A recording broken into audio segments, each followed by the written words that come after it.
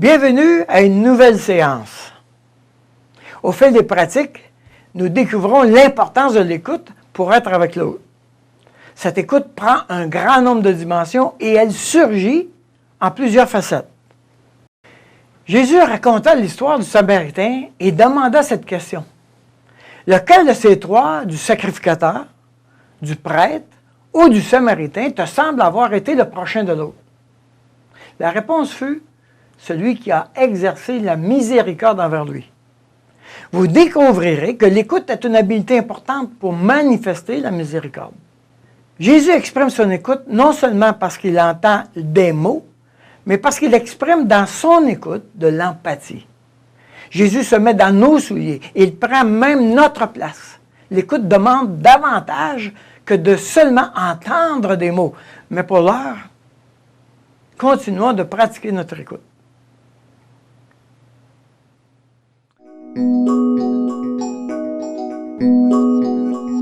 Alors, nous avons un dialogue avec Jean et le père de Jean.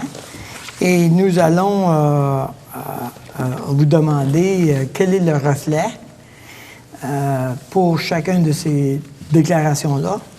Et ensuite, on va écouter le père de Jean, quel reflet est ce qu'il a fait, lui, dans cette situation-là. OK? Alors, c'est à vous maintenant de compléter l'exercice écrit suggéré tout en respectant le temps qui vous est alloué.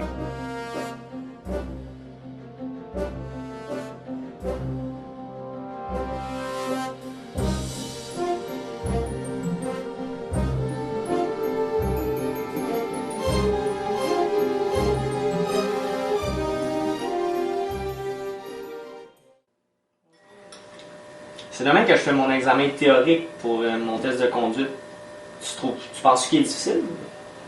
De quoi? Tu t'inquiètes? T'as peur d'échouer? Ouais.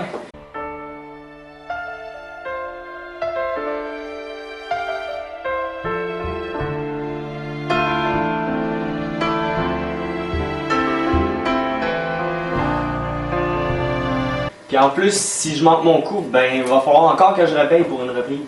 T'as une double inquiétude. À la fois pour passer ton examen et aussi à savoir si tu vas réussir, si tu vas arriver avec tes finances.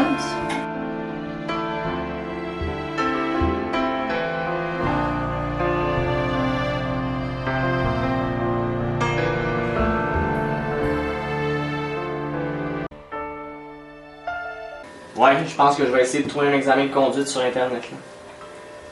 Tu serais rassuré si tu pouvais en essayer un.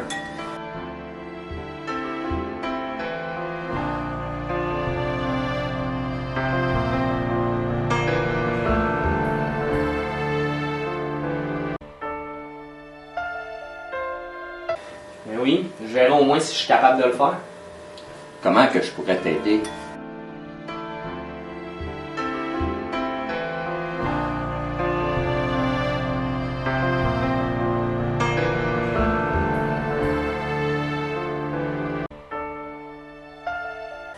Ben, si je te passe le code de la route, tu pourrais-tu me poser des questions pour savoir si je comprends? Ben oui, ça te rassurerait.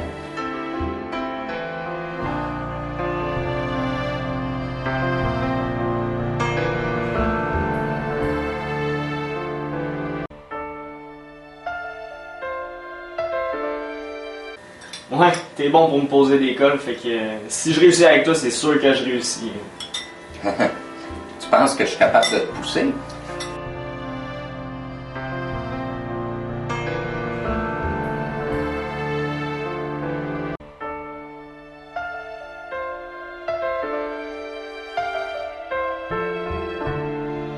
Ouais, tu pousses pas mal fort des fois.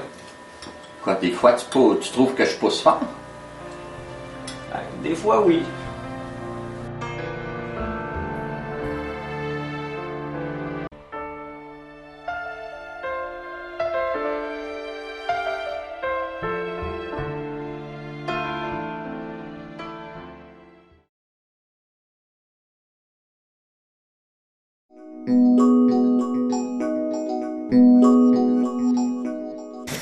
OK, alors, maintenant, nous allons faire un exercice ensemble Et ce que vous allez faire, c'est que vous allez aller 2 par 2 et vous allez...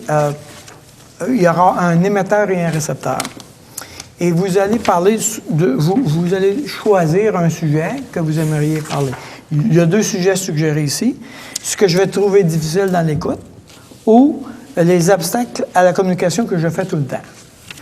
Alors, un des 2 sujets ou un autre sujet qui vous appartient, mais vous émettez quelque chose et l'autre est le récepteur et fait un reflet. OK?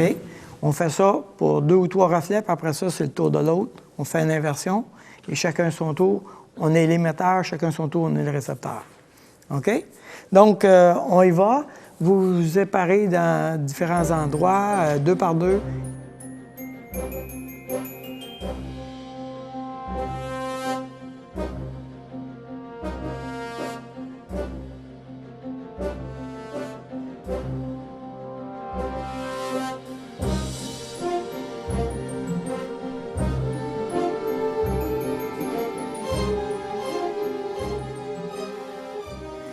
Alors, on a, à chacun de nous, été récepteur-émetteur et à émettre des reflets.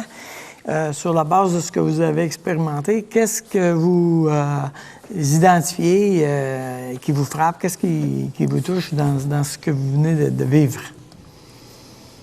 Moi, j'ai trouvé difficile de donner le sentiment de la personne. Ça, c'est pas facile à trouver, là.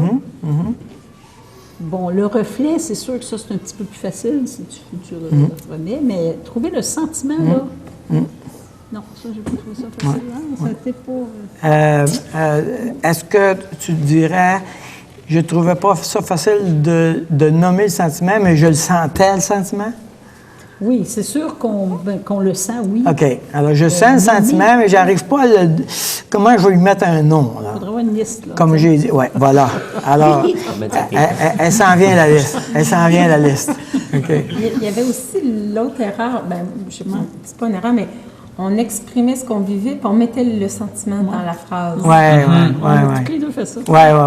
Ouais, là, c'est un exercice. Je me sens, puis on partait. Mais on le disait, le sentiment. Voilà, exactement. Non, je te parle pas dans le reflet. Dans oui, exactement. Dans l'émission de Mon problème, je dis mon sentiment. C'est très fréquent. C'est très, très fréquent. C'est parce qu'on n'écoute tellement pas qu'on n'entend pas que la personne vienne nous dire qu'est-ce qu'elle vit. C'est ça. Mais oui, pas généralement, souvent, les gens vont nous dire qu'est-ce qu'ils vivent. Carrément l'émotion. J'ai peur, j'inquiète, je suis blessé. Ils disent, vraiment, ils disent. Moi, je me forçais à pas le dire. Ah ouais? Ah ouais, il fallait que je me concentre pour dire, dis pas ce mot-là. Ah ouais, c'est ça. la réponse. Voilà, oui. Mais c'est pour ça que j'ai dit, à partir du moment où tu juste prendre le réflexe d'être avec l'autre, puis d'écouter, tu as presque tout dans tes mains. C'est vraiment pas forçant, là. C'est pas forçant. C'est vraiment pas sorcier, là. Les gens pensent qu'il faut être un psychologue et entraîner. Non, on n'est pas là du tout. On fait juste être avec toi, là. OK? Et nous sommes tous, naturellement, en train de lire l'autre à quelque part. C'est juste qu'on n'est pas assez avec l'autre. On est trop dans notre monde à nous. Alors, on va faire ça. Alors, comme vous avez vu, nous avançons tranquillement dans la compréhension de ces habiletés d'écoute. Pratiquer le reflet demande de la pratique, justement. Persévérez, vous récolterez des fruits de ces efforts. Alors, terminons maintenant en examinant de plus près la parabole du Samaritain. Vous verrez que l'écoute est étroitement associée avec des vertus chrétiennes fondamentales. Dans la parabole du bon Samaritain, nous avons une démonstration d'écoute de l'autre. Je suis avec toi. Je vous invite à discuter ensemble comment l'écoute produit la vertu nécessaire pour exprimer l'amour de Dieu envers les autres. Bon partage.